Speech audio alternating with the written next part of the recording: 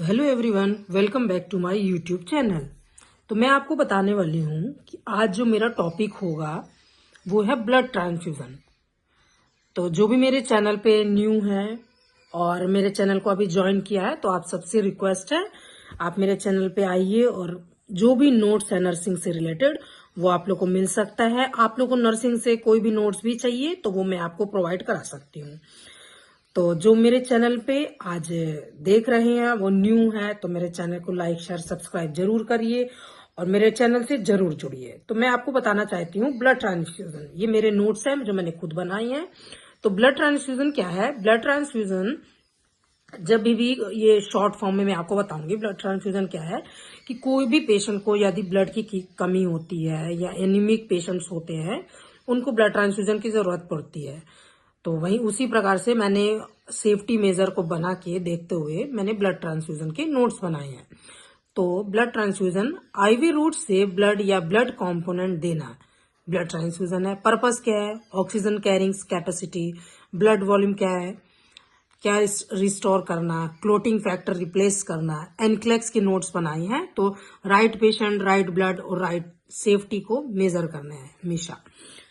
फिर blood component and uses, blood component PRBC, anaemia और blood losses, all वूल blood, massive haemorrhage और rare platelets, लो platelets और bleeding, FFP दिया जा सकता है, क्लोटिंग फैक्टर और डेफिशिएंसी, इंक्रीज आईएनआर के लिए, cryo precipitated, low fibrinogen and haemophilia, तो लो एचबी, पीआरबीसी और ब्लीडिंग और low platelets count.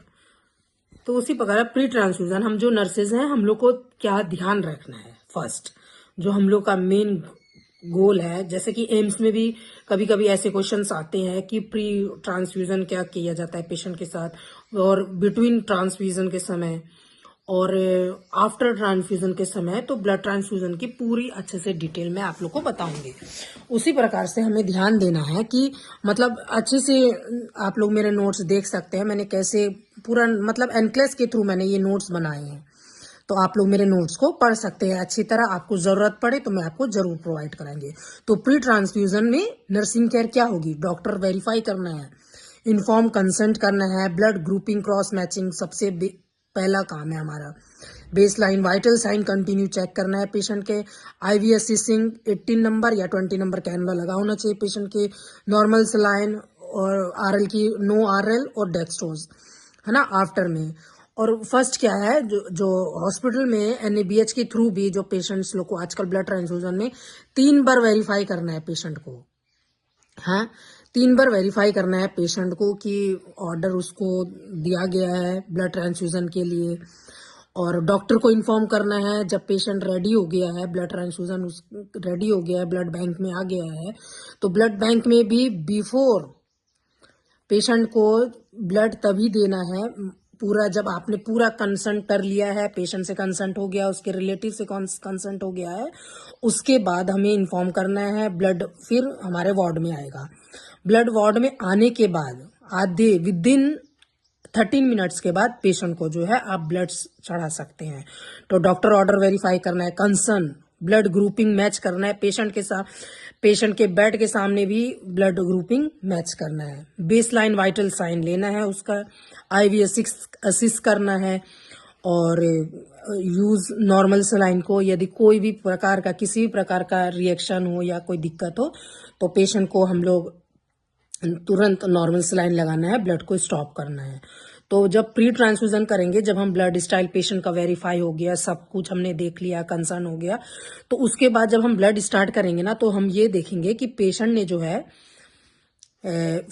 Vital sign लेंगे फर्स्ट बिफोर स्टार्टिंग ट्रांसफ्यूजन, है ना। तो उसका वाइटल साइन लेंगे, वाइटल्स वगैरह सब नॉर्मल है, तो हम पेशेंट्स को आराम से मतलब अच्छी पोजीशन में रखेंगे, सुपाइन पोजीशन में, और उसके बाद हम ब्लड ट्रांसफ्यूजन स्टार्ट करेंगे। और ओनली 15 मिनट के लिए ब्लड ट्रांसफ्यूजन जो है 16 टू मतलब बहुत स्लो मतलब 15 to 10 ड्रॉप्स में चलना है first before 15 minutes only. First 15 minutes में जो पेशेंट को है ब्लड ट्रांसफ्यूजन ऐसे चलना है। तो उसके बाद अगर पेशेंट को किसी भी प्रकार का कोई रिएक्शन नहीं है, पेशेंट से पूछना है आपको किसी प्रकार का कोई रिएक्शन या फिर आपको किसी प्रकार का बैक पेन, किसी भी प्रकार की कोई दिक्कत तो नहीं है, तो हम लोग उसका जो ब्लड ट्रांसफ्यूजन है उसको 15 से 10 ड्रॉप में कर सकते हैं।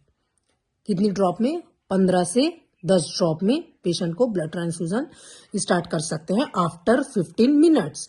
और उसके बाद पेशेंट जो है, नर्स को 2 टाइम्स चेक करना है, 2 नर्सेस को चेक करना है पेशेंट का name, blood group, unit number, है ना, एनक्लेस के हिसाब से जो पेशेंट को है ब्लड ट्रांसफ्यूजन के साथ 9% एनएस पेशेंट को दिया जा सकता है ना। और उसके बाद जो है ड्यूरिंग ट्रांसफ्यूजन में देखिए स्टार्ट स्लो करना है, स्लो वे पे स्टार्ट किया जाएगा।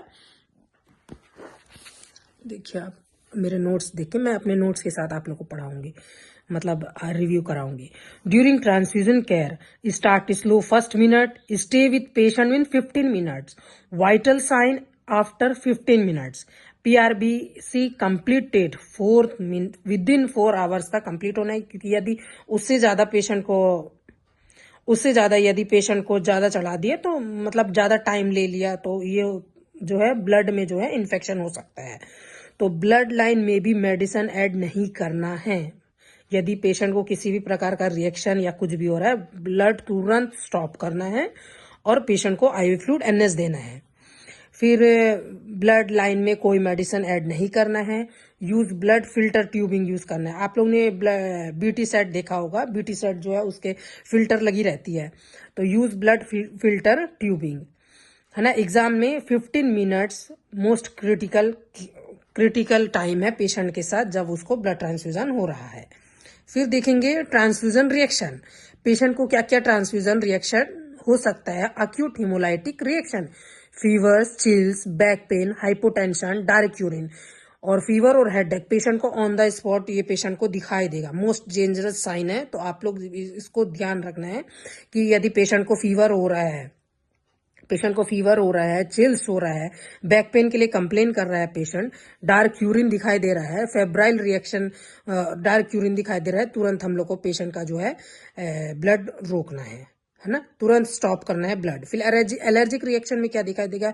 इचिंग, रैशेज, अर्टिकेरिया, है ना, और टाको फ्लूइड ओवरलोड दिखाई देगा, डिस्निया, क्रैकल और हाइपरटेंशन, है ना। अक्यूट रेस्पिरेटरी डिस्ट्रेस सिंड्रोम में भी जाएगा। मोस्ट इंपॉर्टेंट मेमोरी टिप में आपको क्या होना है कि हिमोलाइटिक रिएक्शन क्या क्या होगा पेशेंट के अंदर, ट्रांसफ्यूजन रिएक्शन है। फिर इफ रिएक्शन अकर, यदि पेशेंट को ब्लड ट्रांसफ्यूजन रिएक्शन हो जाता है ना, तो first immediately blood transfusion stop करना है पेशेंट को। IV line maintain with normal saline के साथ। डॉक्टर और ब्लड बैंक दोनों तरफ आपको इंफॉर्मेशन देना है कि पेशेंट को जो है ब्लड से पेशेंट को रिएक्शन हुआ है, और डॉक्टर को भी बताना है। और वाइटल साइन चेक करना है, फर्स्ट तुरंत वाइटल साइन चेक करना है, किसी भी प्रकार का वाइटल में कोई प्रॉब्लम ना हो, है ना, कोई ऊपर नीचे, या तो पेशेंट हाइपोटेंशन में जा सकता है, या तो फिर सडनली ब्रीदिंग स्टॉप भी हो सकती है पेशेंट की।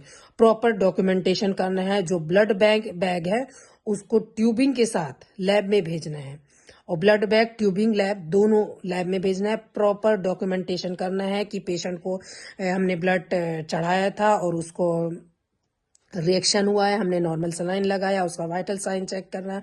प्रॉपर डॉक्यूमेंटेशन के साथ आपका सिग्नेचर होना है, और पेशेंट की 15-15 मिनट में पेशेंट का वाइटल साइन चेक करना है, जिससे पता चले कि पेशेंट को किसी भी प्रकार का कोई रिएक्शन नहीं है।